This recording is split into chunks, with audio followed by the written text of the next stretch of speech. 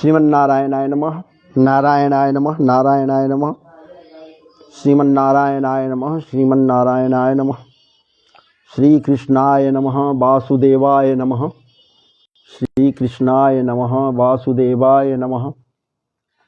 सच्चिदानंद रूपाय विस्फोटपत्यादि Hathaway तापत्रय विनाशाय श्री कृष्णाय वयं नमः। गुरुर्ब्रह्मा गुरु विष्णु गुरुदेव महेश्वर गुरु साक्षात् परब्रह्म तस्मै श्री गुरुवे नमः।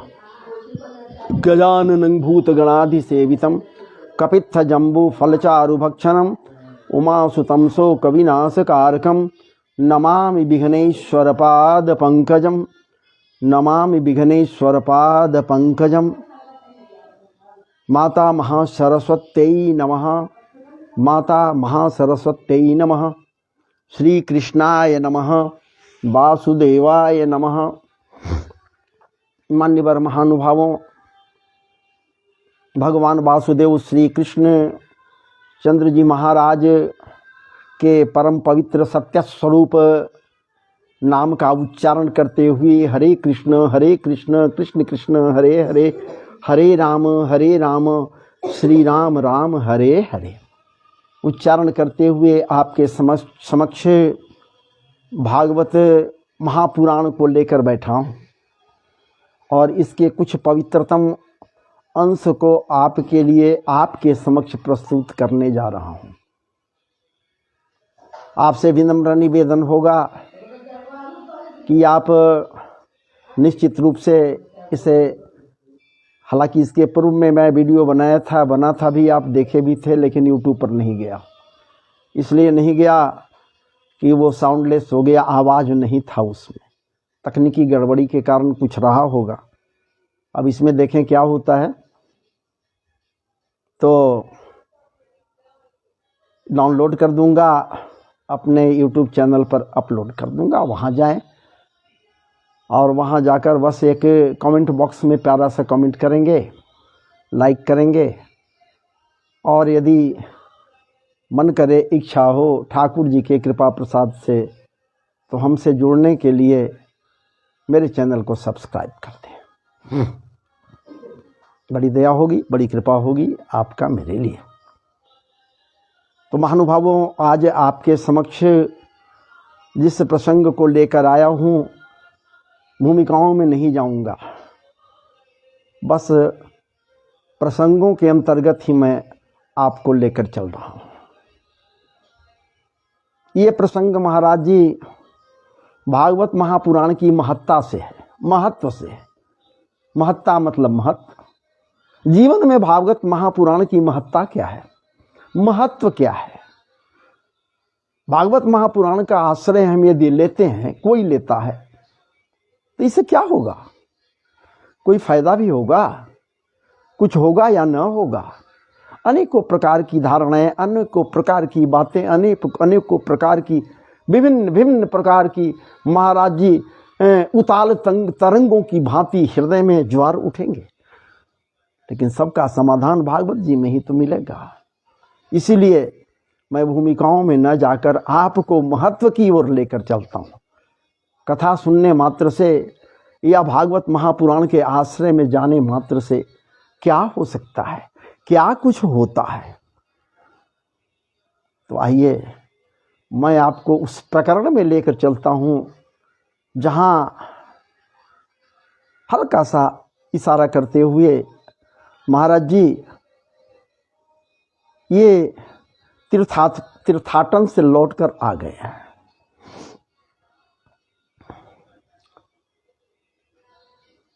अनुपम नगर निवासी आत्मदेव जी महाराज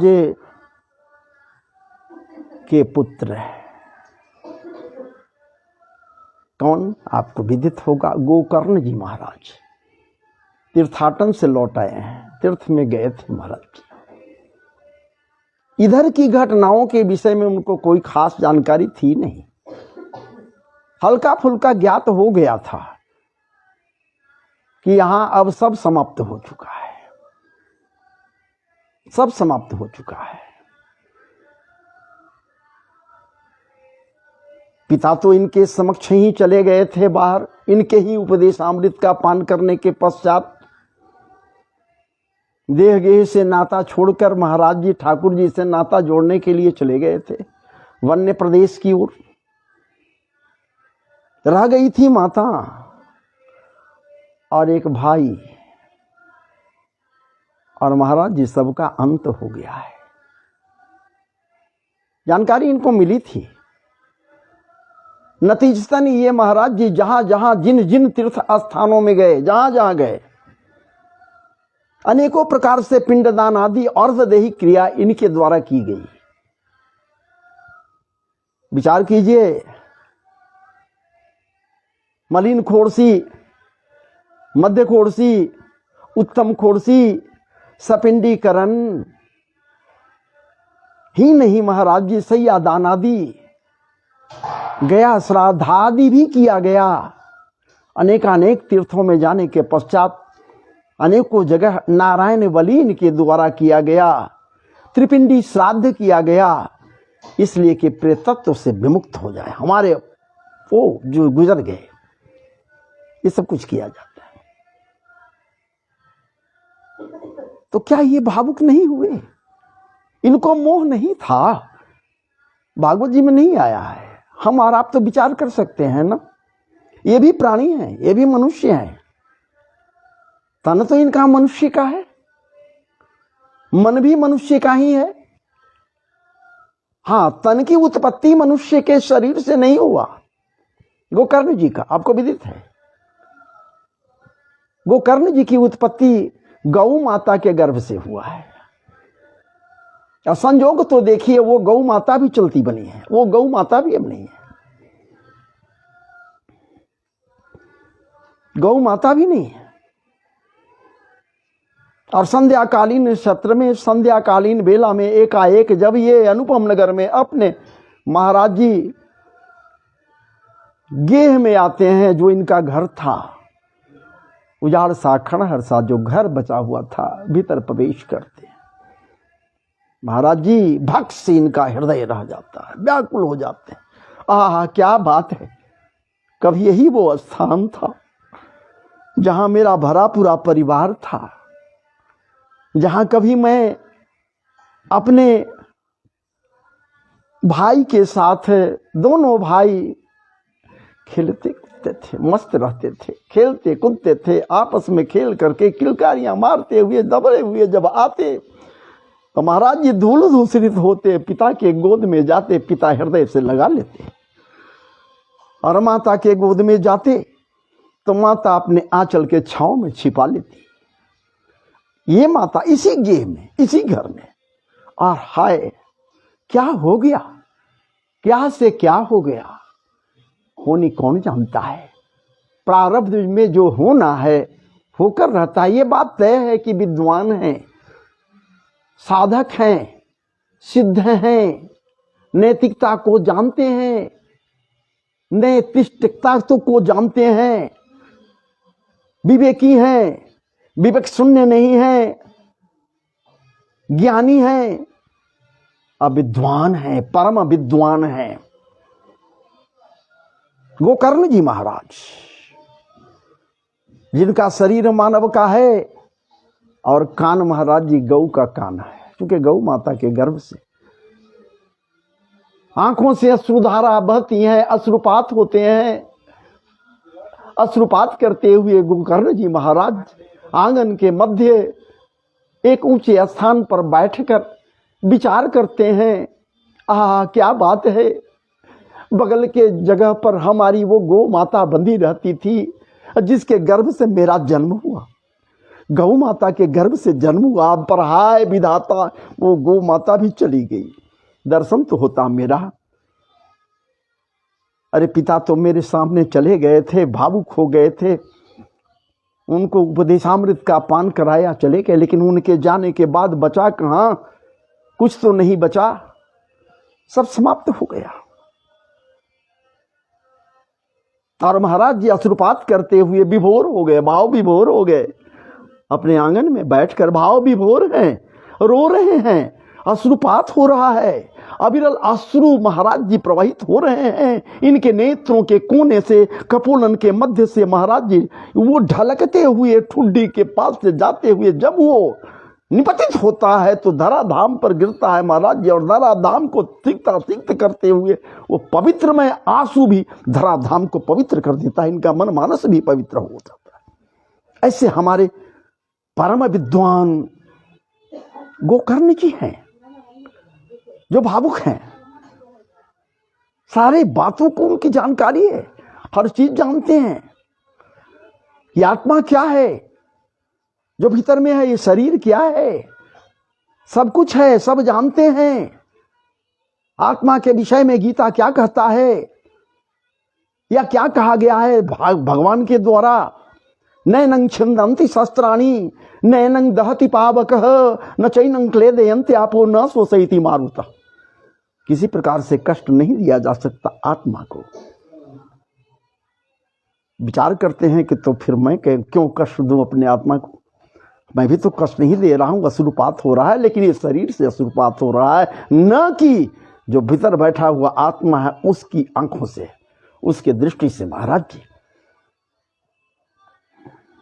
विचार करते हैं, पुनः विचार करते हैं कि है क्या, कुछ तो नहीं है, सब सुना सुना है, सब समाप्त हो जाता है और समाप्त हो भी गया है।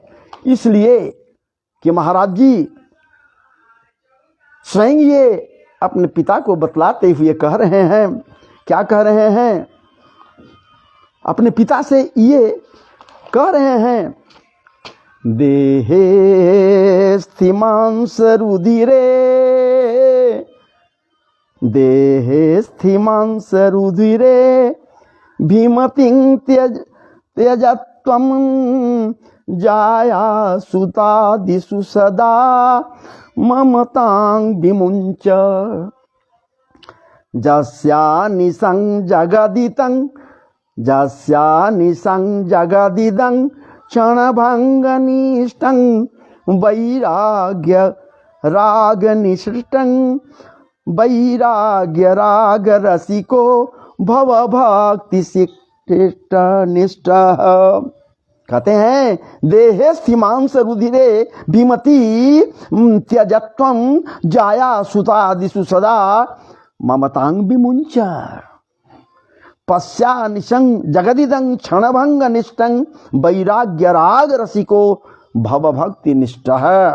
स्पष्ट करते हैं कि अपना मान कर इस पर अभिमान न करें, इस शरीर पर। इस प्रकार से पिताजी को समझाते हुए कहे थे कि हाड़ मांस लाला रकत वसा तुचा सब तुक्ष छिन्न भिन्न दुर्गंधमय मरे मनुज के होए।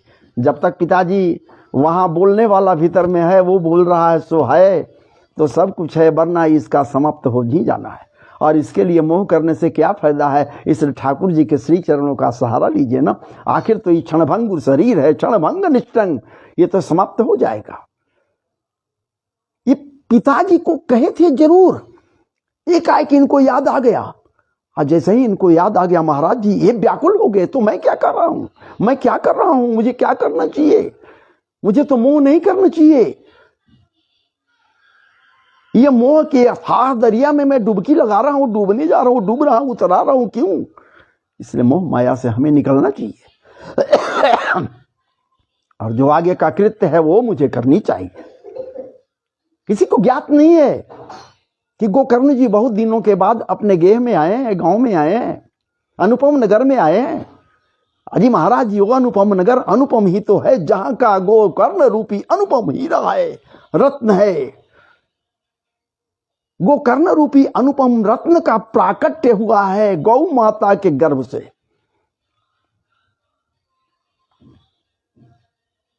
और वो भी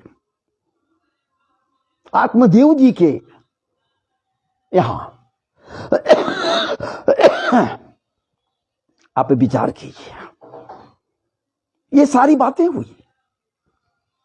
और तो और अजी महाराज जी विरह व्यथित तो तब हुए, व्याकुल तो ये तब हुए जब ये रात में सोए, कुछ नहीं उदर में ले गए, यूं ही सो गए।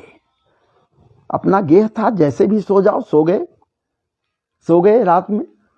12-1 बजता है, मध्य रात्रि होता है, एकाएक एक आवाज सी होती है, इनकी आंखें खुल जाती है। सामने देख रहे हैं कि विकराल सा विशाल सा हाथी खड़ा है। विचार करते कि घर में हाथी कहां से आ गया। कुछ देर के बाद वो महाराज जी शेर का रूप धारण, विकराल शेर का रूप धारण करके मुंह फाड़ करके बोल रहा है, आवाज कर रहा है, दौड़ रहा है। कुछ देर के बाद बाघ बन गया। कुछ देर के बाद महाराज जी विशाल भयंकरतम सर्प का रूप धारण कर लिया। फन से महाराज फुफकार मारने लगा वो। कुछ देर के बाद अति भयानक राक्षस के रूप में प्रकट हुआ। अति भयंकर भयानक राक्षस के रूप में वो प्रकट हुआ। लेकिन महाराज जी संत है। आज जो संत होता है उसके अंदर महाराज जी हर चीज का अंत हो जाता है। काम, क्रोध, मद, मोह, लोभ, मत्सर आदि जो कुछ भी है सब समाप्त हो जाते हैं। संत है ये, गोकर्ण रूपी संत है ये, गोकर्ण रूपी हीरा है जो अनुपम नगर के लिए रत्न किससे ऊपर है। विचार कीजिए, कोई भय नहीं लग रहा है। ऐसे परिस्थिति में, ऐसे परिवेश में भी गोकर्ण जी अकेला अपने गेह में है। खाट पर महाराज जी हैं पड़े हुए, बैठ गए, ये भी बैठ गए और वो मानव रूप में हो गया। राक्षस रूप में था वो, अब मानव रूप में हो गया। कुछ बोलना चाह रहा है, ये पूछ रहे हैं कौन हो क्या हो, बोलना चाह रहा है लेकिन बोले कैसे महाराज जी, ये बोल ही नहीं सकता, इसलिए कि ये तो पापी प्रेत है। और जो पापी प्रेत है भला उसके अंदर से आवाज कैसे निकले। बहुत प्रयास किया बोलने के लिए लेकिन नहीं बोला। गोकर्ण जी अपने कमंडल से जल निकाले, अभिमंत्रित किए। सिद्ध साधक हैं गोकर्ण जी, भाई इनके हैं।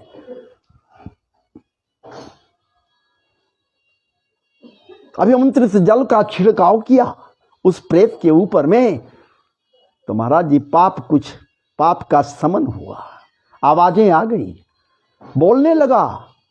वो प्रेत बोल रहा है जिसे सुनने के बाद ये गोकर्ण जी भावुक हो गए, भावनाओं में डूब गए। भावना रूपी अथाह सागर में डूबने उतराने लगे। व्याकुलता के चरम सीमा पर ये पहुंच गए, चरम उत्कर्षता को प्राप्त कर गए। गोकर्ण ऐसा धैर्य, साहसी और महाराज जी विवेक की व्यक्ति भी, राग द्वेष से जो परे है, संत है ये, और ये भी महाराज जी व्यथित हो गया, व्याकुल हो गया। जब वो प्रेत बोल रहा है, क्या कह रहा है? अहम भ्राता त्वदीयोस्मि, अहम भ्राता त्वदीयोस्मि, धुंधुकारीति नामतः स्वकीयैनैव दोषेन ब्रह्मत्वं नासितं मया। हे भाई, जैसे ही वो बोले, वो प्रेत बोला, अहम भ्राता त्वदीयोस्मि, मैं आपका भाई हूं, मैं आपका भाई धुंधकारी हूं। अपने क्रूर कर्मों के कारण, अपने क्रूर कृत्यों के कारण, मैं अपने पाप मिश्रित कर्मों के कारण इस जोनि को प्राप्त हो चुका हूं, प्रेत बना हूं। भैया और मुझे उबारो। अरे ये क्या बोलता वो प्रेत महाराज जी, ये व्याकुल हो गया, भाई व्याकुल हो गया।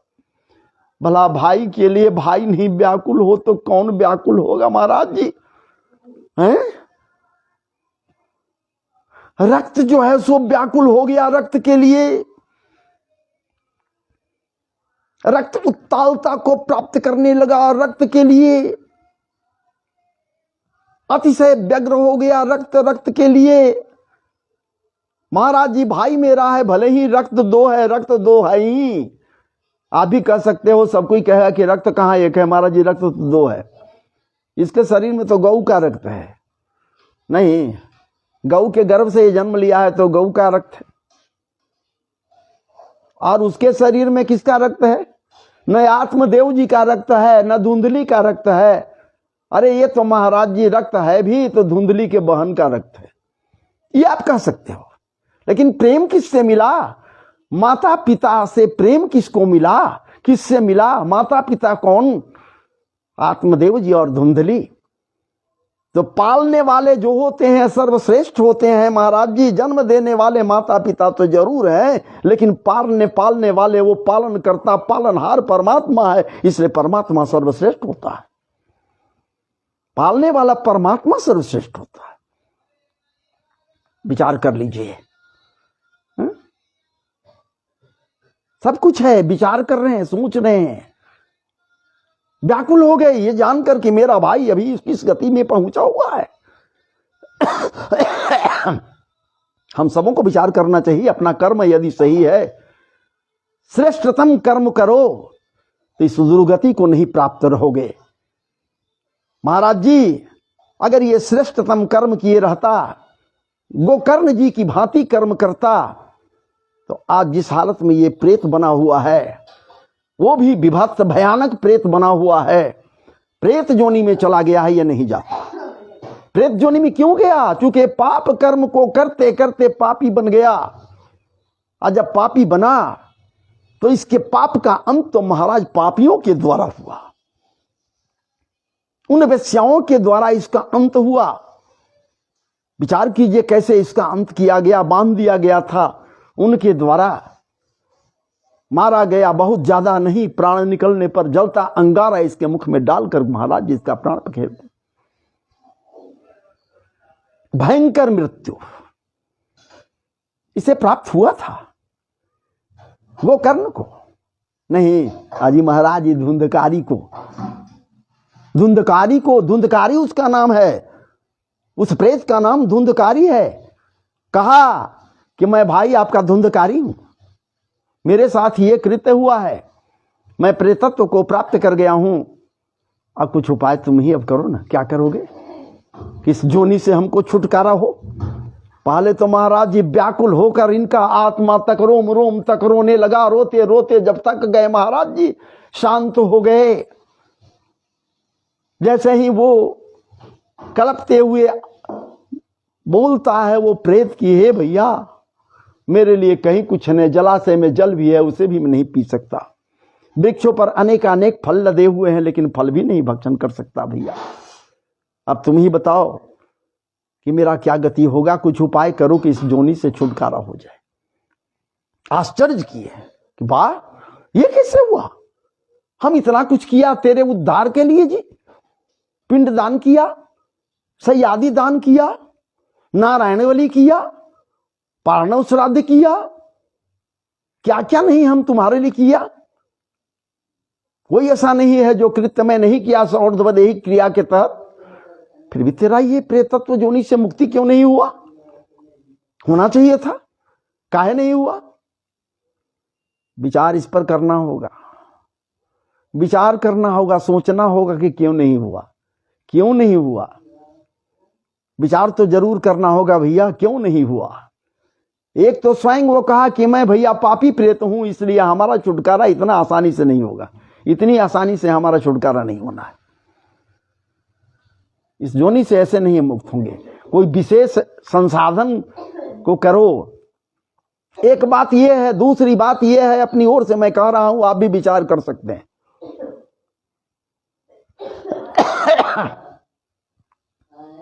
क्योंकि रक्त एक नहीं है, दोनों का रक्त अलग अलग है।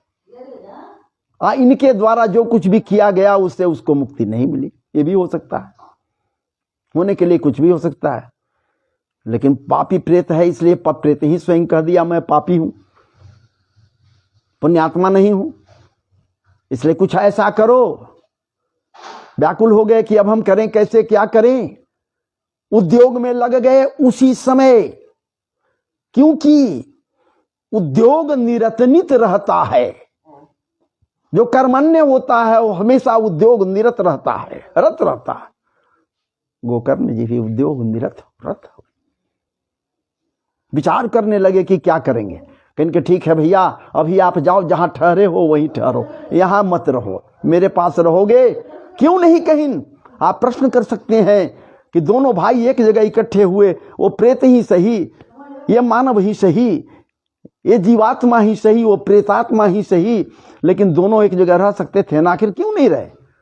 महाराज जी भयभीत नहीं हुए, भयभीत नहीं हुए गोकर्ण जी, लेकिन प्रेतात्मा को अपने पास रखना उचित नहीं समझे, क्योंकि इसको छोड़ दीन इसके ही कर्म के ऊपर, इसको जो होना है वो होगा। कहने कि जाओ भैया, तुम जहां ठहरे हो वहीं ठहरो, यहां मत रहो। ये भी विचार किया कि अगर यहां ये रहेगा, भावुकता में मैं रोने लगूंगा और भावुक हो जाऊंगा, जो करना चाहूंगा न सोच पाऊंगा, न समझ पाऊंगा, न वो कुछ नहीं कर पाऊंगा आगे के लिए, किसके लिए हम क्या करें? ये रहेगा तो इसी के वियोग में हम व्याकुल रहेंगे। भाई है, क्या बात है, भाई है। ऐसी परिस्थिति, वो प्रेतात्मा चला गया, वो धुंधकारी चला गया। हुआ प्रातः काल, महाराज जी पूरे परिवेश में ये फैल गया। क्या बात है, बहुत दिनों के पश्चात, बहुत दिनों के पश्चात आत्मदेव जी का पुत्र गोकर्ण जी महाराज, श्रद्धेय गोकर्ण जी महाराज, विद्वान गोकर्ण जी महाराज, ब्रह्मचारी गोकर्ण जी महाराज इस अनुपम नगर के पवित्र नगर में महाराज जी पधारे हैं। तो हीरे का कद्र हीरा ही जानता है, हीरे का कद्र महाराज जौहरी ही जानता है। हीरा गलत बोल दिया मैं, हीरे का कद्र जौहरी तो जानता है। जितने विद्वान जौहरी थे महाराज जी, विद्वान लोग सब आ गए उनके दर्शन के लिए, कृत्य होने के लिए, कृत्य होने के लिए। एक बार दर्शन करने से लोग कृत्य हो जाएगा, ऐसा नैष्टिक ब्रह्मचारी जो आ गया। क्या बात है। भीड़ लग गई। अब रात की बात जो थी, महाराज जी सांगो पांग गोकर्ण जी सभी विद्वानों के पास रख दिए कि देखिए भाई, मैं तो विचार किया, समझ में नहीं आ रहा, मैं बहुत कुछ किया, फिर भी उसको प्रेतत्व से विमुक्ति नहीं मिली।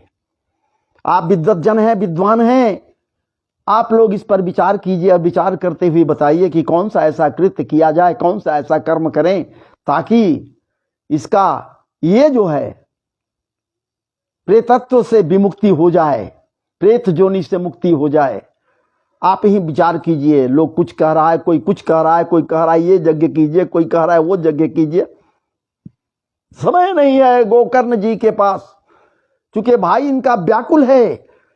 अरे उसी पर गुजर रहा है या उसी पर गुजरता है जिसके अंदर उसका हृदय भी व्याकुल है। चूंकि उसका भाई व्याकुल है तो ये भी व्याकुल होता है। कैसे इसको उद्धार करावें? विचार कीजिए। कुछ लोगों के द्वारा कहा गया कि है महाराज जी, हम सबों से अगर ये नहीं मालूम हो रहा है, स्पष्ट नहीं हो रहा है, तो दृष्टा यदि कोई है तो सूर्य नारायण है, भुवन भास्कर हैं। भुवन भास्कर प्रत्येक कर्मों को देखते हैं, प्रत्येक धर्मों को देखते हैं, प्रत्येक कृत्यों को देखते हैं और सबके अंदर के विचारों को भी समझते हैं। भुवन भास्कर सूर्य नारायण आदित्य देव। हे गोकर्ण जी, आप तो सिद्ध साधक हो, आप उन्हीं के समक्ष ये प्रश्न रखो। निश्चित है कि वो जो है सो इसका प्रत्युत्तर जरूर देंगे। यही हुआ। महाराज जी गोकर्ण जी महाराज अपने मंत्र बल से सूर्य भगवान के, सूर्य नारायण के रथ को स्तंभित कर दिए। आप जानते हैं कि स्तंभन क्या चीज है? बच्चों के बीच आप कभी देखे होंगे या सुने होंगे, बच्चे लोग कहते दूसरे बच्चे को कि स्टैचू, स्टैचू। देखिए, स्टैचू कहते, वो स्टैचू हो जाता, ठहर जाता, कुछ नहीं करता। बात यही हुई। स्टैचू नहीं कहे लेकिन स्तंभित कर दिए, रथ को रोक दिए। भुवन भास्कर सूर्य नारायण के रथ की गति को रोक दिए। ऐसा ये ब्रह्मचारी ऐसा ये परम ठाकुर कृपा प्राप्त गोकर्ण जी है, सामान्य नहीं है। कैसे इसका जन्म हुआ आपको ज्ञात होगा, फल से इसका जन्म हुआ है। संत के द्वारा दिया गया वो पवित्रतम फल था, आत्मदेव जी लेकर आए थे, पत्नी को दिए थे, पत्नी नहीं खाई उस फल को कि भला फल खाने से कहीं बच्चा होता है, बेटा होता है। गऊ को खिला दी और वही गऊ के खाने को गऊ जब खाई तो फल खाने से ही गऊ को महाराज जी गर्भ रह गया, वो भी बांझ थी। गोकर्ण जी का प्राकट्य हुआ और तब सूर्य नारायण भुवन भास्कर महाराज जी इनको कहते हैं कि तुम बताओगे क्या, नहीं बताओगे? हमें पता है कि आप हमारे रथ को अस्तंभित क्यों किया है गोकर्ण जी, हमको ज्ञात है, हमको ज्ञात ये जरूर है कि आप अस्तंभित क्यों किया, लेकिन आपको ये असाधारण सी बात ज्ञात नहीं हो रहा है कि कैसे प्रेत जोनि से मुक्ति मिलेगी, प्रेतत्व भी मुक्ति कैसे मिलेगी। ये स्पष्ट है, भुवन भास्कर भी कह रहे हैं, आप भी कहोगे, सब लोग कहता, भागवत जी भी कह रहे हैं। पाप करने वाले जो लोग भी पापी हैं, भगवान के नाम लेने मात्र से उनका पापों का समन हो जाता है। ए मानवा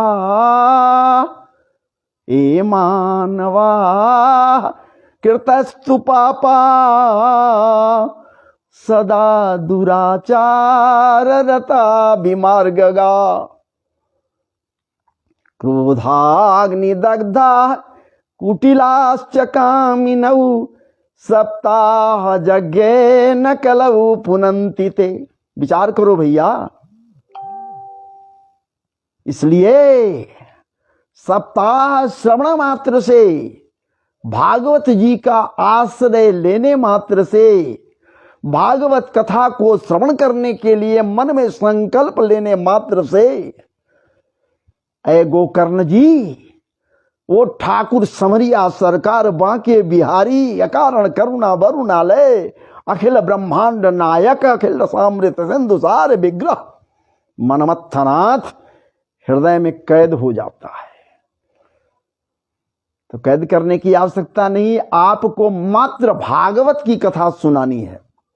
सप्ताह 7 दिनों की जो भागवत की कथा होती है, ये भागवत की कथा कीजिए, चाहे जहां भी रहेगा ये प्रेत, जिस प्रेत के विषय में आप कह रहे हो आपके भाई के रूप में है वो प्रेत, वो निश्चित वहां आएगा श्रवण करने के लिए। आकुलता है, व्याकुलता है, वो चाह रहा है कि हम सुने सुने सुने, कोई उपाय करे कि इस जोनी से मुक्त हो जाए। अजी महाराज जी, हम सब के सब पाप में पच रहे हैं, हम सब के सब मानव पाप में पच रहे हैं, पक रहे हैं, लेकिन यदि आतुर हो जाएं निकलने से, बचने के लिए, इस पाप से कैसे मुक्ति मिले, और कोई बताने के लिए तत्पर रहे तो सबसे पहले सुनने के लिए हम लोग व्याकुल हो जाएंगे।